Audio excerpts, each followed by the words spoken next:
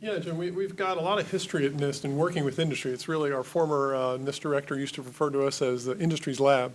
And so we've worked in areas prior to this that have some lessons learned that are affecting our big data work, such as cloud computing and smart grid.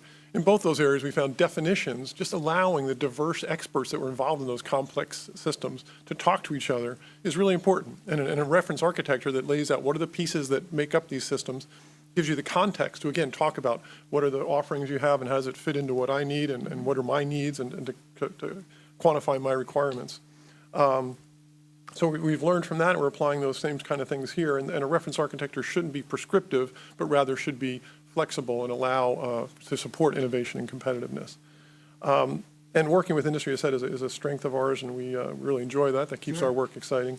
I think one of the things Duncan said, and Zach, that really about getting out of the way, or, we think of that also as, industry leading, like working with them. And they really have, in smart grid, for example, they had the infrastructure is all industry owned, but we still, found ways to help them.